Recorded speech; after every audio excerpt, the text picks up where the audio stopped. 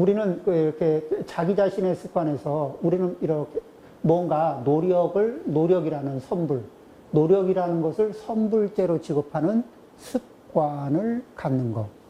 그리고 이 노력이라는 이렇게 대가를 선불제로 취급하면은 제가 이렇게 이제 매일매일 이제 매일 한 30분씩 절을 해보는데, 그런데 이 시간대는 이 저녁에 자기 전에 그렇게 저녁에 이렇게 저녁 시간에 취침 전에 하는 수도 있고, 그때 못하면은 이게 새벽에 합니다. 예불 전에 하죠.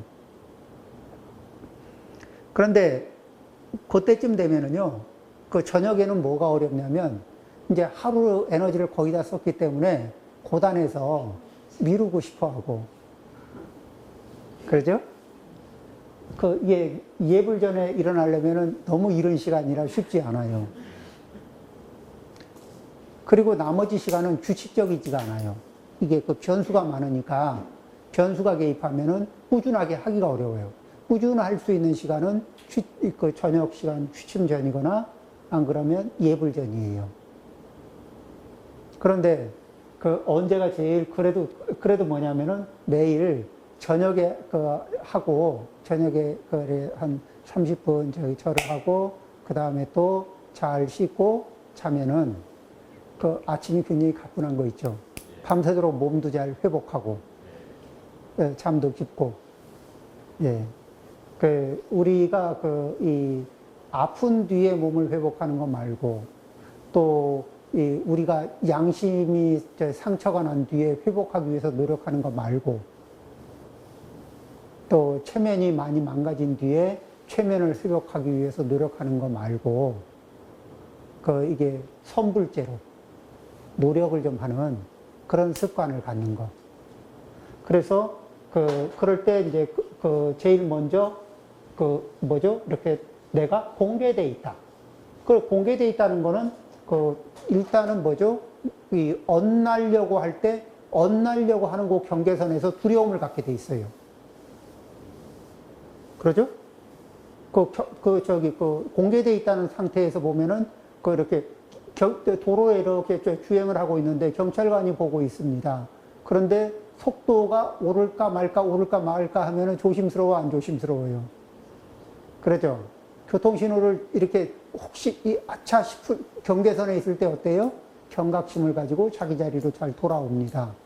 그런 것처럼 늘상 그렇다고 자기 인식을 하는 연습을 하게 되면은 자기 스스로를 컨트롤하는데 굉장히 쉽다는 겁니다.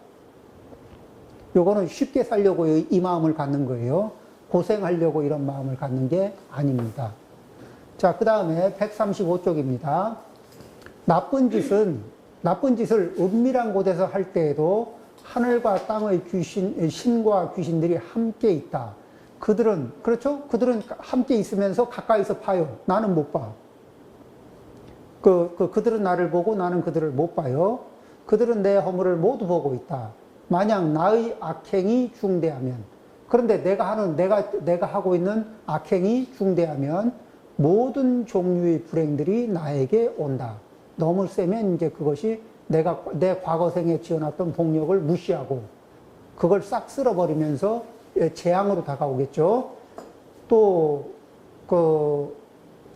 비록 나의 허물이 사소해도 현재의 복을 줄인다. 내가 어떻게 두려움을 느끼지 않을 수 있겠는가. 이렇게 실시간으로 공개되어 있다는 느낌을 가지면은 자기 스스로 경각심을 갖고 자기 스스로 두려워하는 마음을 갖습니다.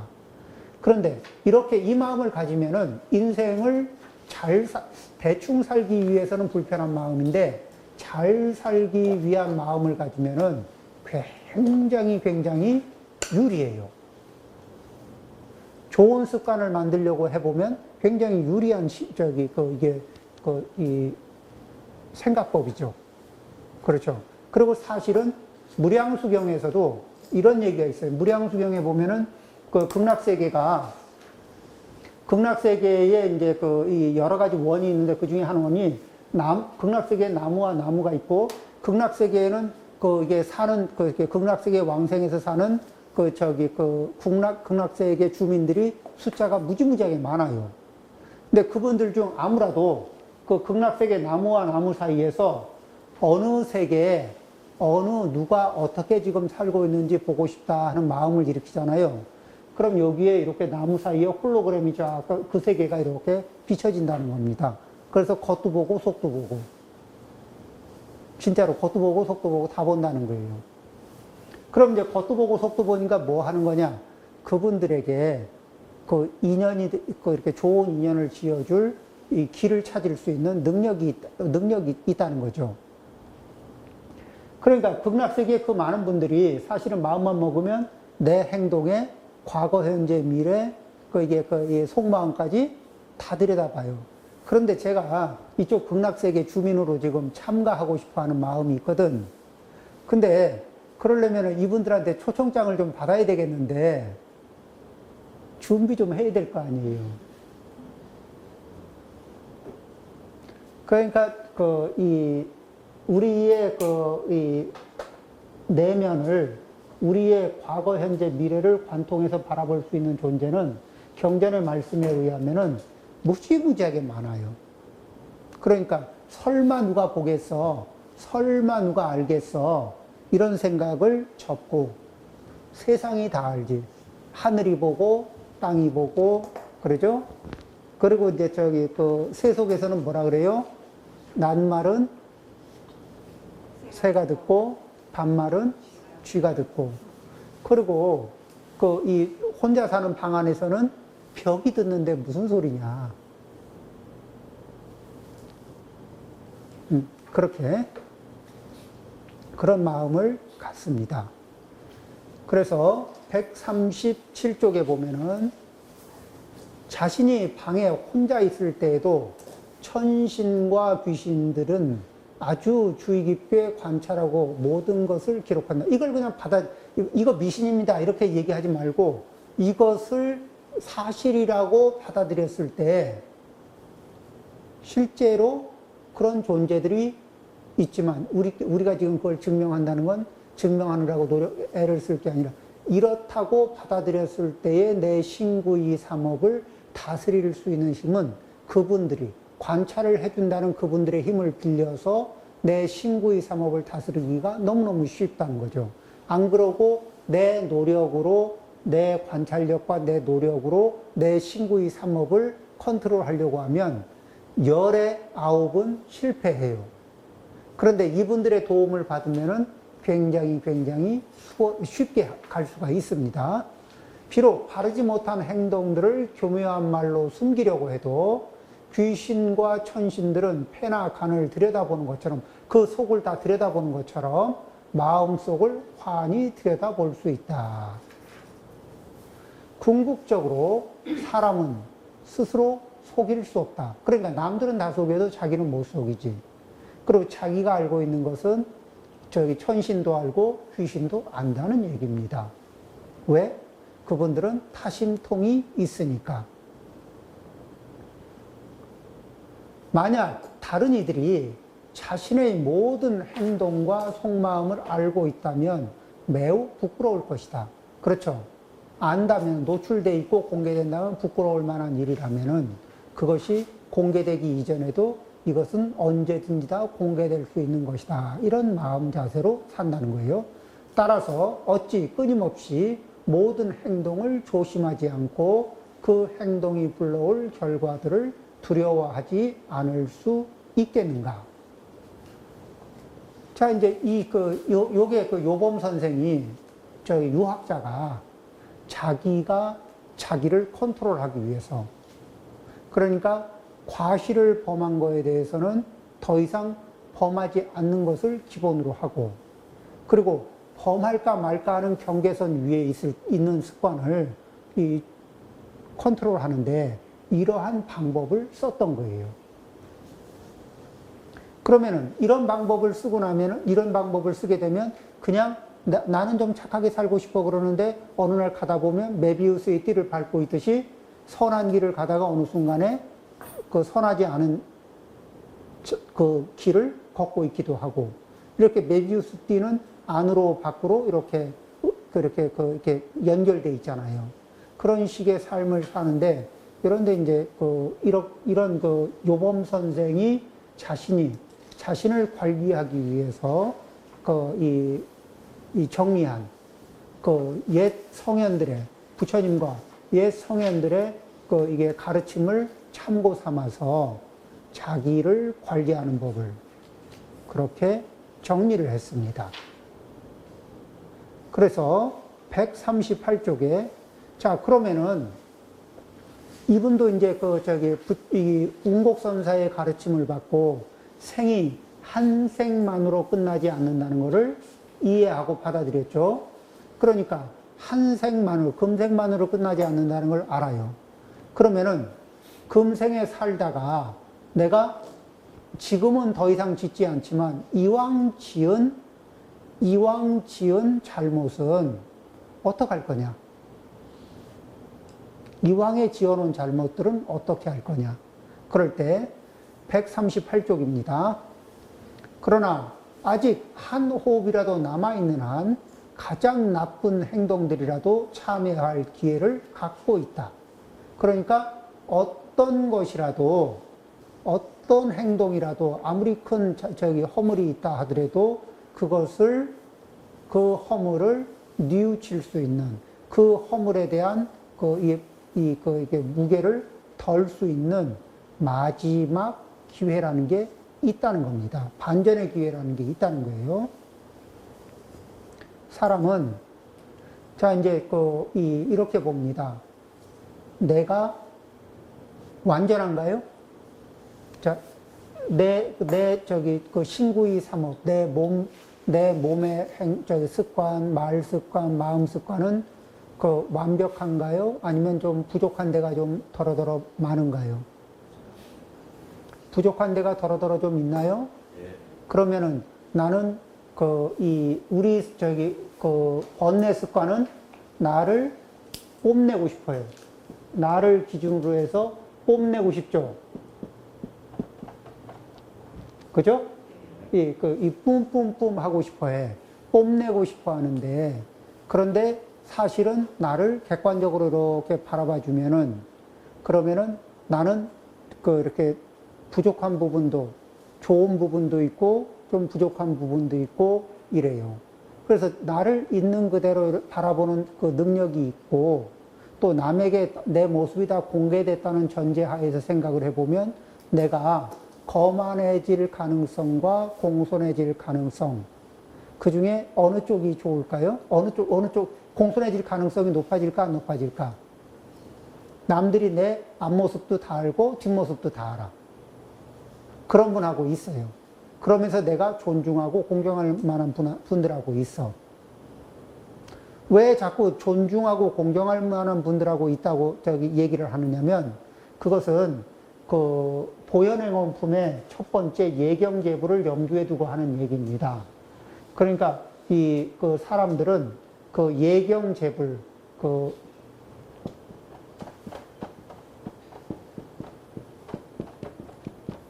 예경이라는 거는 이제 몸으로 예를 올리고 마음으로 공경하는 거죠.